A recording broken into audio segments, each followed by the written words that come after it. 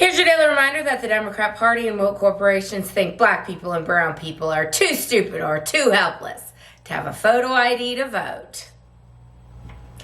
Hello once again, all my fellow patriots and you filthy leftist stalkers out there. Welcome back to my channel. My name is Angela Box. You're watching Angela's Soapbox, where I always say what you were thinking. If you're not subscribed to the channel, please consider hitting that subscribe button, liking or rumbling this video, commenting on this video, and of course, sharing this video, especially with your filthy leftist friends, because they truly hate my guts. And for me, that's a badge of honor.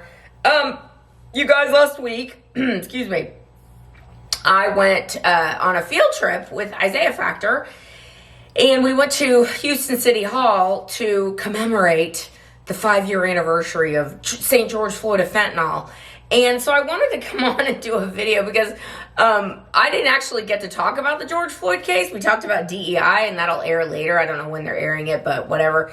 And it was funny because I was like, I thought we were talking about George Floyd, but we'll talk about George Floyd in this video because, you know, let's all remember where we were when that amazing criminal had 8 all his fentanyl and died.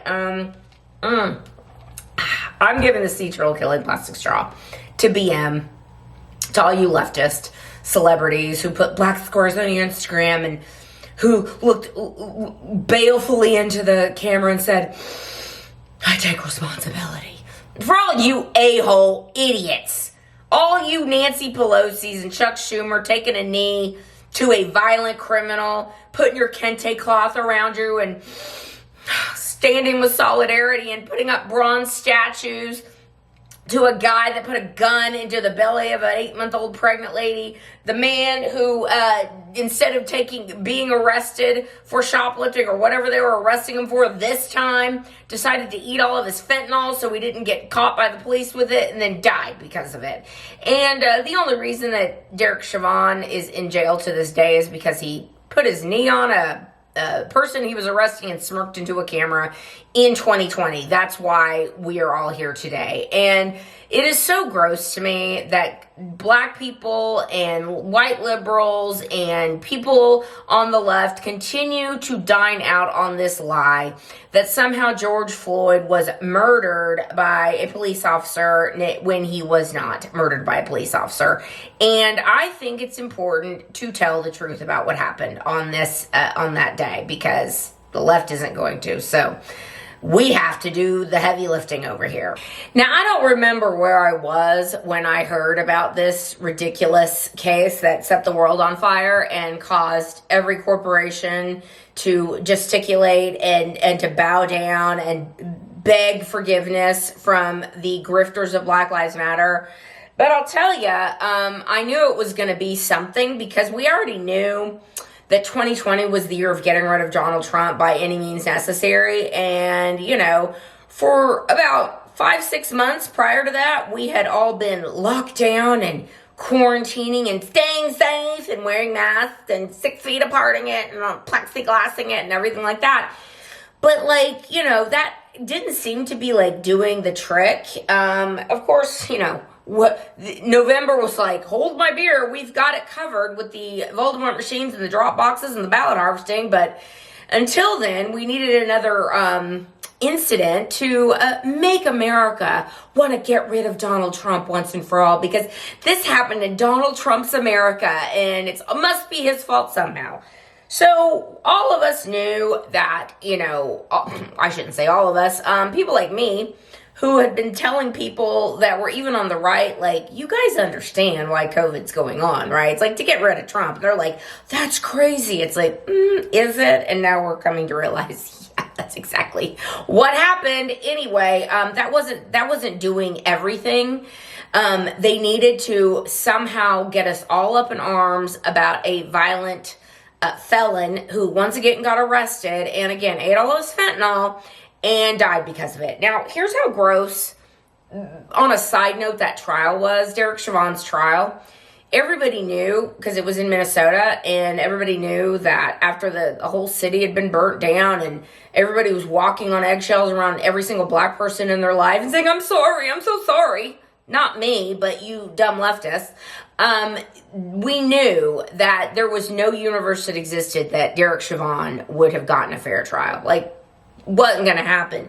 In fact, there was evidence that was left out, namely the autopsy report. And the autopsy report very clearly shows that George Floyd died of cardiac arrest, that there was no homicidal anything that happened. Putting a knee on the neck of someone isn't going to cause them to die. And certainly when George Floyd was picked up off the ground and put in the back of the police car, he was alive and well. At some point before the arrest, he ate all of his drugs, and that's what killed him. So in a sane world, this man would never have been tried, would never have been charged, and if he should be being released right now. And I hope that Trump does somehow commute his sentence. It would be ironic if he commuted the sentence on the anniversary of George Floyd, his death. That would be, I think, delicious. Don't know if that's going to happen. Don't know if he wants to poke the BM bear, but if he did, I would not be mad at it. Now,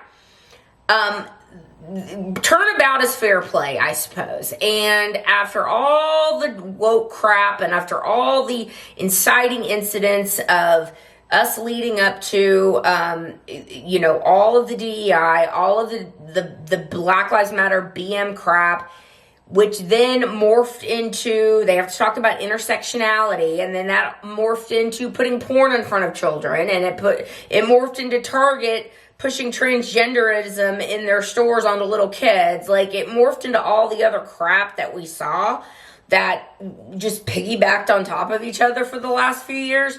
Now the American people are well and truly done with it, and I think it's just going to be this kind of crap is not going to happen again. Because when you look at statistics, and I know statistics it's a tough thing to look at for you leftists, but most of the murders in this country are per capita done by Black people. I think there was a statistic that says 4.6% of Black men, or 1 in 22 Black men, are going to be involved in a murder in their entire life, whereas for white people, it's like 1 in 400 and something. It's like, yikes. That's a whole lot of murder being done by about 7% of the population. So, if we want to be serious about criminal justice reform, we might need to start at the root of the problem, which is Democrats telling Black fathers they don't need to be in the home, and Black mamas they can just have as many kids they want, and that there's gang culture and thug culture and drug culture and slinging culture is just that's just cultural stuff. That's just Black culture. Like, what are you, a racist? Like, how about aspiring to something more than that? Can we do that, Black people? Can we as a society realize that we all want to live in a civil society, and normal Black people can maybe say, we need to stop putting on pedestals violent felon drug dealing garbage humans like George Floyd. And so last week when I was called in to do this segment, and they were like, oh, so much happened after George Floyd, and then I'm like, this is a weird flex to emulate George, to act like that George Floyd is some sort of a role model for Black people. And again, what they did is put bronze statues up of him. What? Crazy to me. Would never even consider putting a statue of a Clarence Thomas or Thomas Sowell or any other Black intellectual or any other heavy Black hitter that is on the right. Would never even consider that, because of course, why would they? Because they put to bed the lie that Black people are completely oppressed in this country, because they were able to succeed very well. And I guess, I love what Trump is doing with the FBI agents that took a knee. Oh, they took a knee. They took responsibility with their masks on, and Trump was like, well, Cash Patel, and they're like, well, we're demoting you. we're demoting you or we're firing you. And I think that is fantastic, because we must have equal standards of justice no matter what skin color you are. We must have equal opportunity, not equal outcome, regardless of your skin color. And the biggest civil rights issue that the Black community faces today is failing public education. And who wants to keep Black people in those failing public schools?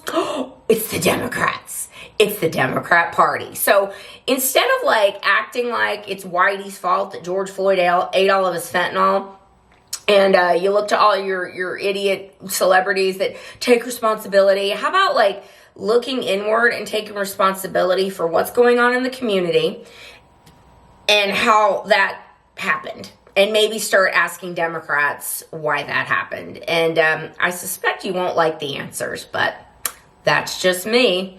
All right, that's where I'm going to leave this video. Let me know what you think down below, and I will see you in the next one. I will be done. Bye.